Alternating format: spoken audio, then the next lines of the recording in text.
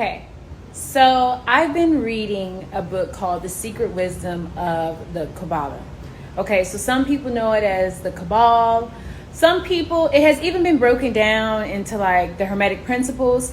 It can apply to the chakra system. You can find it in the Bible.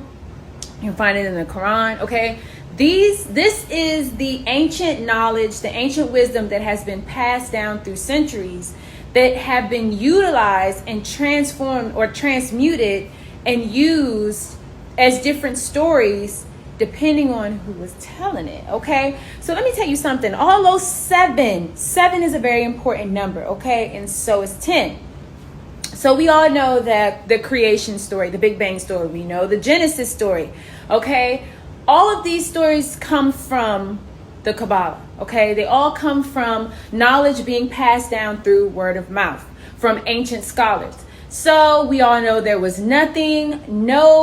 Okay, just nothingness, the ayin. And then there was the ayin sof. So there was the energy of, different compound energies coming together. And then there was the ayin sof or. Okay, that's vibration.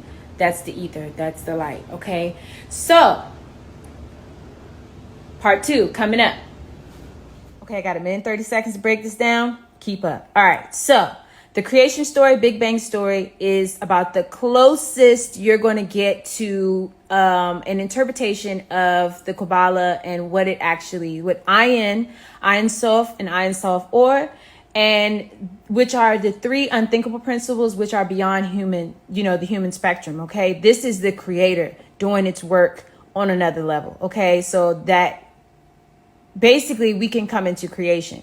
So ayin is the darkness, is the void. Ayin sof is the universe being created. It is boundless, but it now has a name. Okay, it now has an understanding. And then you have ayin sof or. So ayin sof basically is what happened when you have these what is that? The explosion, the Big Bang explosion, where these energies come in, these compounds come together, and then because they're the way that they function together, it creates a massive explosion that in turn creates another planet, right? Okay, that's what it did. That's what Ayin Sof did. It created waves, it created frequency, it created vibration. Okay, and so from that, it created the thinkable principles, which is the Elohim, God in nature, the Yahweh, God in time. Okay, and the EA, which is abstract thought.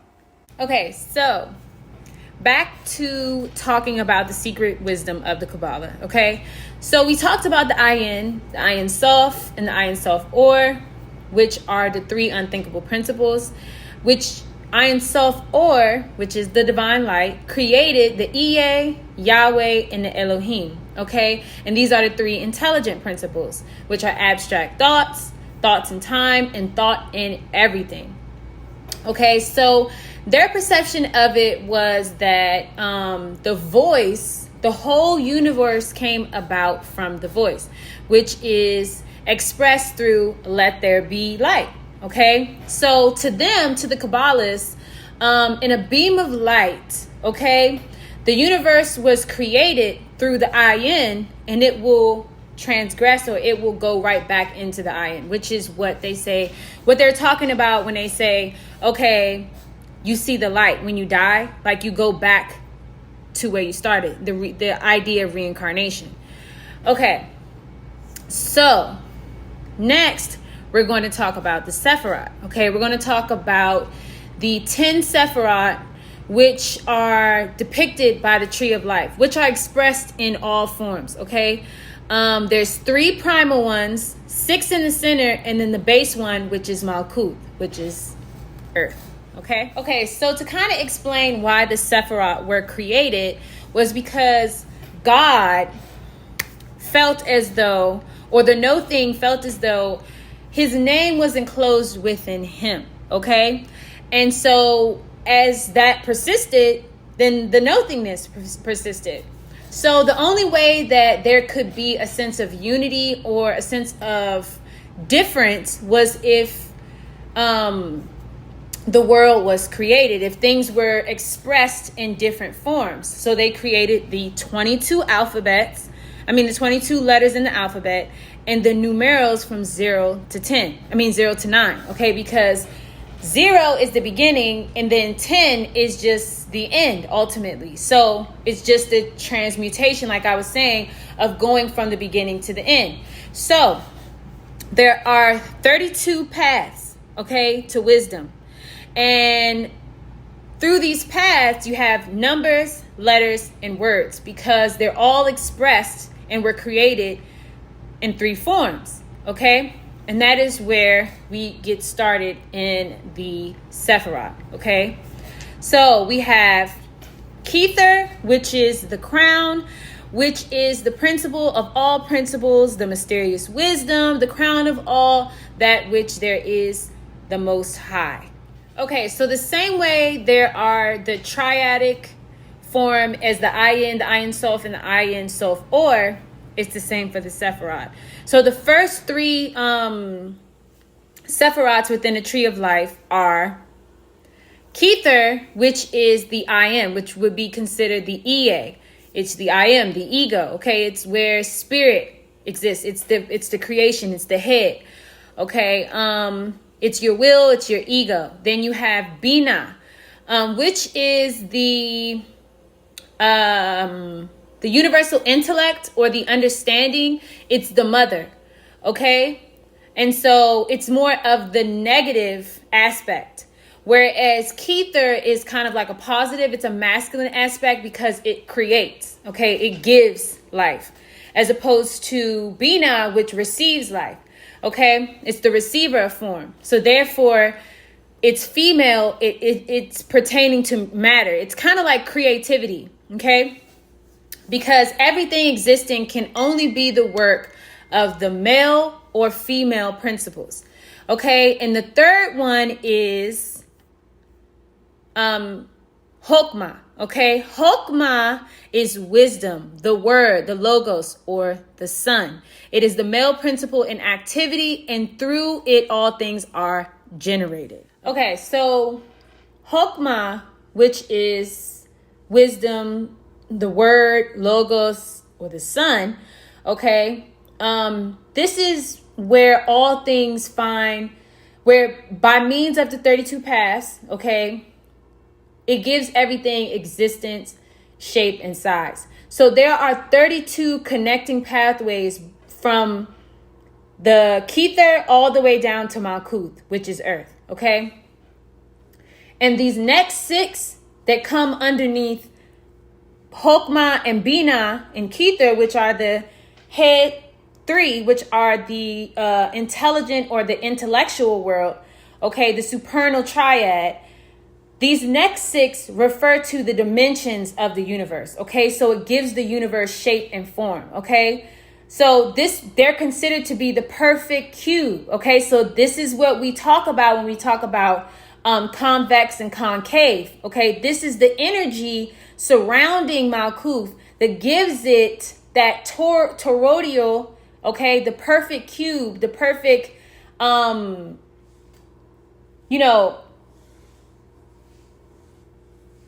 convex and concave. It's called the stone of the wise. All right, and Malkuth represents poise, rest, completion. Okay. So within the second triad, which are the next 6 Sephiroth, this is called the moral or the sensuous world. Okay, it is the world soul, which emanates from the world spirit. Okay, so the higher one, which was the intellectual world, is the world spirit, Spiritus Mundi. Okay, this second triad is the world's soul.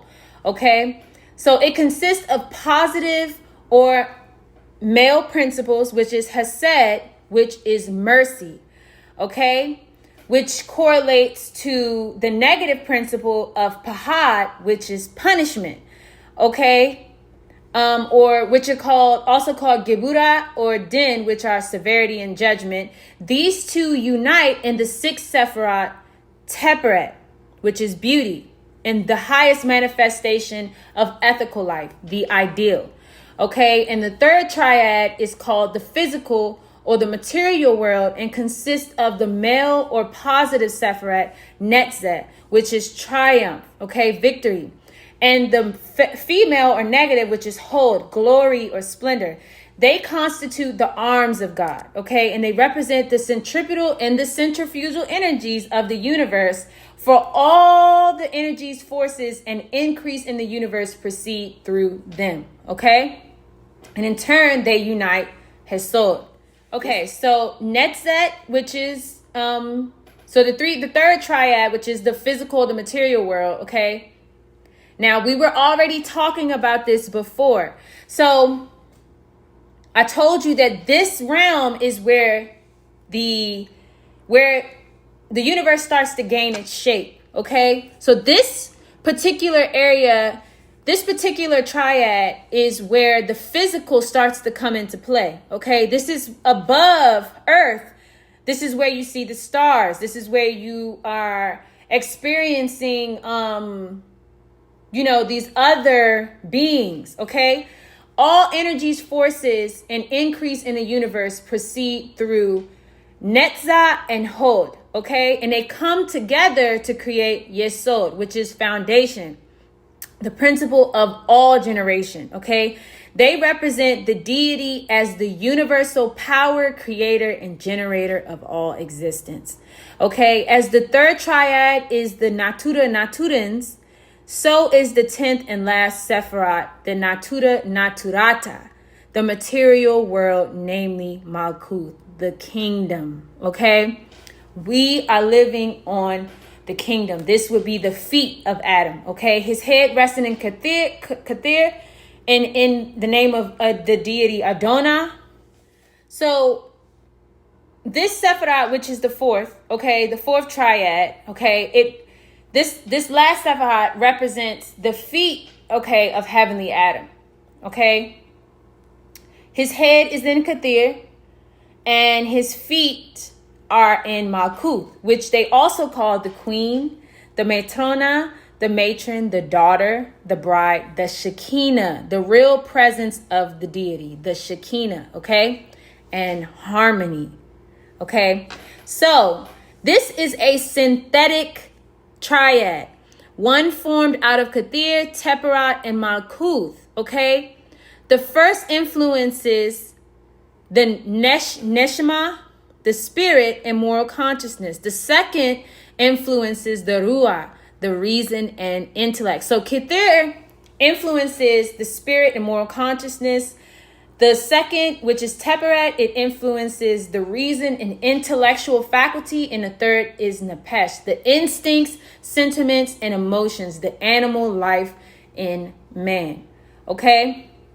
These are the 10 Sephirat, or principles, okay, which refer to the all-embracing unit emerging from the no thing. So 0 to 1, and the unity which ultimately is to be radiated back into nothingness, the 1 to 0. Okay, so we already discussed From the Secret Wisdom of the Qabalah by J.F.C. Fuller, okay? We already discussed the unthinkable principles, the three unthinkable principles, the Trinity, the Ayin, the Ayin Sof, the Ayin Sof Or. We already discussed the three intelligent principles, the Ilhe, the Elohim, and Yahweh, okay? And we discussed the Sephirat, which is the tree of life, okay? But to get a little deeper into the tree of life, we have to explain the different pillars, the three vertical trunks or pillars, which represent the spheres of force in man, right? So the intellectual, the moral, and the physical, which are related to the neshama, the ruha, and the nepesh, okay? These forces or qualities find their activity in the outer or material world, okay? Which alone cognizable and therefore existent to man because of his threefold constitution, 3-dimension, right? So man has the intelligent force, which is his brain or his intellect, right? Which correlates to his spirit, okay? Man has the moral, which, okay, so He has the intellectual, which is his mind or his spirit, which is guiding him. Okay. He has the moral, which is his heart. Okay. And then he has the physical, which would be related to his solar plexus, his, or his kind of like his feet, his grounded, how he's grounded into this realm. Okay.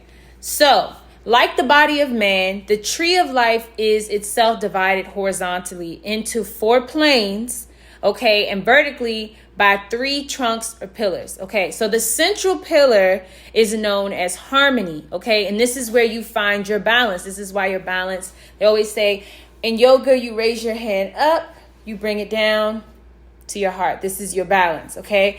You always have to be planted firmly in the ground to find balance. Okay, so it's known as harmony or mildness, or sometimes as the perfect pillar, consisting of Kether, Tiferet, Yesod, and Malkuth. So the world, this realm is considered to be the center. It's considered to be harmony, as we have learned before, that this is the Shekinah. Okay, now you have this is also mentioned in the book of Genesis, okay? And then you have the right-hand pillar, okay? And then you have the right-hand pillar, okay? So the right-hand pillar is that of Chokmah, okay? And this is the sun, right? So this consists of Chokmah, the sun, Hesed, and Netzah. This is active. This is active energy. This is male energy. This is positive energy. And it is called the pillar of mercy. Okay. And then you have the left hand. Okay. The left hand pillar, which is Bina, which it would be the feminine pillar, which has Bina, Pahad, and Hod, which is passive. It's female and it's negative. Okay. And this is also called the pillar of justice. So if you ever see on so if you look at the high priestess, okay, the high priestess is considered to be the central pillar. She is the pillar of mildness, the pillar of reason, of harmony, okay? And Boaz is considered to be the left, okay, and Jasin is considered to be the right. Okay, so this is the feminine pillar, this is the masculine pillar. This all has to do with the tree of life. Okay, this is this would be your higher self. This is Kether, the highest, and then you have the moon, which sits at the bottom, which signifies the unknown, right? But they don't express the world. They don't depict the world in here because it's more of a spiritual card. It's a card signifying the ability to reason, okay? The ability to have the inner knowing, okay? It's an inner knowing card. It's basically good and evil, right? It's the tree of knowledge. The 2 pillars constitute the tree of knowledge of good and evil, okay? Because they are made up of unbalanced forces, which can only find equilibrium within the trunk, the central trunk or the pillar, okay? So when you think about the high priestess, when we read tarot and we go in depth with the high priestess, it's like you have an inner knowing that will help you, which is your Kether, your intelligence, okay, that will help you bring balance, beauty, reason and understanding and all the commonalities of these 2 pillars within to one. Okay, so it's like, take some time to find your balance, to find your middle ground, to understand yourself, to root your energy so that you can kind of balance out the good and the bad. Because when we're leaning too much to one side, we don't understand or comprehend that there's also bad in this world, right? That there's bad within us. Okay, so with this card, it says that the active mood of the divine light enters through the right-hand pillar, okay, which is Chokmah. And the passive mood enters through Bina, which is the left-hand pillar. And of these, in the union of these 2 lights creating the central pillar, the word or the logos, okay? So the formulation of this word by balancing the moods of light constitute the great magical work of the Qabalah.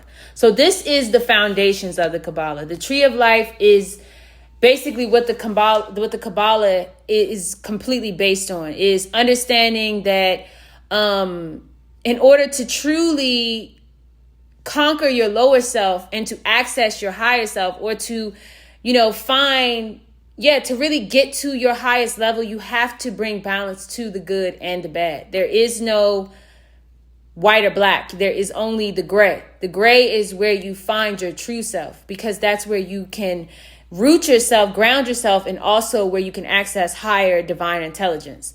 Okay, so now we're going to talk about the four worlds. Now, when I explain this to you, you're going to be like, oh, whoa, okay? This some wild shit. When I read it at first, I was like, but we about to get into it. So let's get into it. Okay, so the Sephirots are divided into three planes, which also includes Malkuth, which is this world, this plane. Okay, but each individual plane has 10 Sephiroth within it. So it has the pillars, the 10 pillars that I discussed in the prior videos within each Sephiroth, coming from Kether all the way down to Malkuth. And each Sephiroth within that is containing more intelligence within it. Okay, so they are all threefold in nature. Okay, just as the ancients is represented by the number 3, so are all the other lights of a threefold nature. Okay, so as the threefold order is intellectually important, so is the fourfold order physically important. The two multiply together, making 12 and representing the zodiac. Okay, the 12 months of the year, the creative cycle symbolized by 2 interlaced 6-pointed star or seals of Solomon. Okay, the one being the great work below and the other being the great work above. Okay, let's get into it. Okay, now we're about to get into the 4 planes. Okay, so there are 4 manifestations, right? Okay, the no thing, the intellectual world, the sensuous world, and the physical world. Also, there are 4 elements: air, fire, water, and earth. The 4 living beasts of the chariot throne, and the 4 letters in the name of Tetragrammaton, which is Adam. Okay? So the firmament, because we discussed the firmament back when I was talking about Saturn being the actual sun. Okay, so the firmament is imprinted at the 4 corners of the square. Okay, so we know a cube is a 3-dimensional square, right? Okay, so with 4 figures of a lion, an eagle, an ox, and a man. And the face of a man is traced in all of them, so that the face of a lion is a man, the face of an eagle is a man, the face of an ox is a man, and all be comprehended in him. Adam is Malkuth, this realm. Okay, so they all form together a great man. The macrocosm, or Adam Elah, the archetypal man, the form of the universe through which is manifested the divine essence of Ein Sof. Okay, so these are the 4 worlds. Okay, just explain it in detail so you can understand. Okay, so these are the Qabalah names. What is it? It's not Sanskrit, but okay. These are the names, the Hebrew names that they use for the 4 dimensions. Okay, the 4 forms of the universe, which are manifested through Ein Sof, which is which would be the feminine principle of the unthinkable principles. Okay, so we have Atziluth, the archetypal world or world of emanations. Okay, the 10 Sephiroth of which represent the operative qualities of the divine will. Okay, this world is also called the Great Seal. For it stamps out in its own form the three inferior worlds. It is the abode of Adam Quadmon. Okay, so this is the highest version of Adam. Okay, this is Adam and his highest divine light. Okay, so then we have the Bria, or the Briatic world, the world of creation. Okay, the 10 Sephiroth of which represent the abode of pure spirits. Consequently, it contains no matter. It is the dwelling of the angel Metatron and constitutes the world of angels or spirits. As Adam Quadmon is the form of Ein Sof, Metatron is his garment. Okay, so let's go back. It says, it is the dwelling of the angel Metatron and constitutes the world of angels or spirits. As Adam Quadmon is the form of Ein Sof, okay, Metatron is his garment. And under his command come the myriads of the angelic host of the next world. So when we discuss Metatron's cube, okay, we're talking about, when they talk about Metatron's cube, they talk about the chariot as well, because it is the vehicle in which this realm exists. Okay, so it is the garment. So it is the universe. It is what contains, it is what allows Adam Quadmon to exist in these realms. It contains these other realms, okay? It is like it's the shell, okay, for these other realms, but it's not a actual physical shell. It's more of a symbolic shell, okay? So the third one is Yetzirah, or the Yetziratic world, okay? The world of formation. Okay, so it's the Yetziratic world, the world of formation, okay? The 10 Sephiroth of which represent the angels or intelligences of stars and planets. Okay, I didn't get to tell y'all and talk to y'all about this, but this is where the planets exist. They're not in physical form, okay? They are intelligences, okay? They are basically what you would call a spirit. They're spirits. They're influences, okay? They influence. Okay, they influence this realm. Okay, it said the next one is, and that is where Tetragrammaton lives. That is where the lower version of Metatron is. Okay, so, and the fourth one is the Asiya, or the Asiatic world. Okay, the world of action, also called the world of Ki Thoth. Okay, that is the world of shells or demons. It is in its 10 Sephiroth lives the actual material substance of the universe. It is the abode of Samael, the prince of darkness. That is my... Okay, so in the first world, which is Atziluth, you have Keter, Hokmah, and Bina. Okay, in the second world, which is the Briatic world, you have Hesed, Pahad, and Tipperet. In the third world, which is the Yetziratic world, you have Hod, Netzah, and Yesod. And in the fourth world, which is the Asiatic world, you have Malkuth. Okay, so when in Genesis they say "Let there be light," refers to the Atziluth world, okay, which is the highest. Elohim saw the light, that it was good, refers to the Briatic world. Elohim divided the light from the darkness, which refers to the Yetziratic world. And Elohim called the light day, and the darkness he called night, refers to the Asiatic world.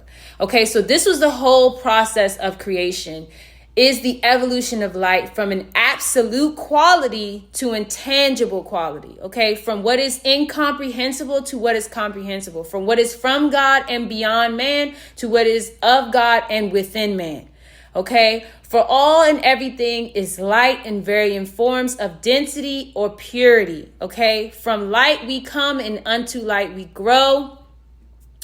This is the secret, that transmutation of dark light in its material. Okay, hey guys, so we're back. Okay, so this is the closing final chapters to the secrets of the Qabalah wisdom. Okay.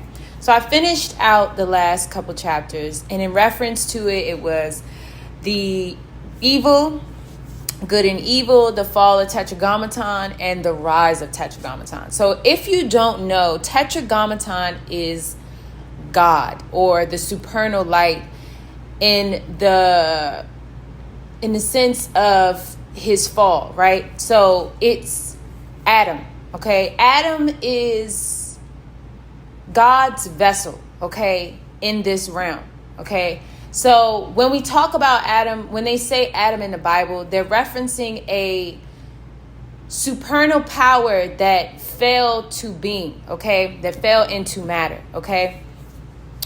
And Eve is the feminine concept, the feminine principle, okay? So when the Garden of Eden was created, it was like, it's what we reference the tree of life. Okay. So it wasn't necessarily a particular place on earth. It's a concept. It's like God creating earth itself, the whole. So we discussed how it's really the concept of the fall of God. Okay. When they talk about Jesus Christ died for our sins, it's basically giving you the understanding that God broke himself down. Okay, God took himself and lessened himself, took pieces of himself and created lower dimensions in order to experience physical matter. Okay, so light is the reflection, right? So this realm is an illusion of higher realms. Okay, but it's been depicted in physical form through matter, right? Through waves, through vibration, through frequency, through duality. Okay, so that's why Eve was created, because God had created other worlds that that could not sustain the physical form, because there was no feminine principle existing in part to the masculine principle. Okay, so duality was necessary in order for matter to exist, okay? Because that's why they got negative and positive electrons and protons, okay? Because otherwise light could not sustain, matter could not sustain. So you needed that friction in order for light to exist, okay? Light to be physical matter, right? So another thing that I want to discuss that's very important that the Kabbalists believe, okay? Because this is the Kabbalist concept. It's not necessarily saying that this is the way. This is just the concept that this is what the Zohar or the old ancient Kabbalists used to study. This is their mindset from years and years ago, okay? They believe that to give the knowledge to someone without them having the understanding or without being initiated, okay, would create a world of chaos and hell on earth, basically. Because what they're basically saying is the only way of transmutation is through evil, okay, is through understanding the lower self, understanding your shadow. So like understanding that you have duality because you have not incorporated your darkness into your light. So the only way to get to God or to reinstall or to reincorporate into the higher dimensions is to clear out your lower vibrations, your lower frequencies, and understand your shadow energy. And once you understand that evil is good, good is evil, they're simultaneously the same things, then you'll understand that everything that has happened to you. It's more so a matter of perception, right? So a lot of people think, oh, well, I'm suffering because I'm not a good person. And it's not necessarily that. You're suffering because you're learning. You're understanding that the experience here is to have a negative experience, but understanding how to make the best out of it. So it's putting positive energy into negativity so that you can transmute that energy and then elevate and rise, right? So God broke himself down to the lowest realm, to the fourth dimension, right? In order to have a physical experience, in order to have these negative experiences so that he could then in turn rise again and come back within. Okay. That's why when you die, 9 times out of 10, if you have not conquered those demons that you have been carrying around with you, you reincarnate. This is the experience that people don't understand. And they said that the thing that keeps you trapped is your heart, right? Because a lot of people don't use their heart. A lot of people run from their heart energy in order to deal with their experiences. They like to deal with their mind, right? So learning that basically the experience here is meant to teach you how to use your heart, basically, how to incorporate both energies. Because when you're in the higher dimensions, there is no good or bad. It's just energy. It's just energy flowing between just energy, just vibrational energy. So if you don't know how to gauge the energies, if you cannot sustain the energies, then at the end of the day, it's like you're up there with this big, powerful. That's why they said that when you go up into these higher dimensions, they don't have will. They don't have free will. Here we have free will. We have the ability to make the decision, and it's our will, our soul, that helps us and enables us to make either good decisions or bad decisions based off of the circumstances, that teaches us the lesson necessary for us to learn in this realm, in this lifetime. Okay. But if you do not use your will, then at the end of the day, you are a slave. You are being controlled. And those that are controlled will never leave this dimension because it's up to you. There is no savior. And this is me just being honest with you. There is no savior. This is what the Kabbalists believe. There is no savior. Man has to save himself. Man has a responsibility to figure out his own demons and save himself. There's no one coming. So there is no savior. Okay. There is no one coming to help you become the person that you need to be. They believe that at the end of the day, it's man's responsibility to save himself. It's his job to observe his own life, to reflect on. That's why in this time period, in the age of Aquarius, there has been a heavy emphasis on spirituality and becoming your own savior, becoming your own God, knowing that you are connected to God. And it's not saying, a lot of people, like when you say I am a God, people believe like I am God, like you are your own God. It's not that you are the supernal being. It's that you have the pieces and elements of the supernal being through your will, through your soul, that enable you to connect to the supernal being when you have actually taken the time to meditate, to correct your negative energy and your positive energy, to understand the median is where you want to be able to meditate, to live a life of, peace and tranquility in order to connect with higher realms. It's not about being God. It's about giving God his peace back, which is his soul. The soul you possess is a piece of God. And God, in order to actually repay God, you have to do what's necessary to get back to heaven, basically. A lot of these religions prey on people's ignorance, right? Because a lot of people don't choose to understand their bodies in totality. They don't really choose to break down the spiritual literature in order to really understand what its meaning or its value is, like what its purpose, its function is, right?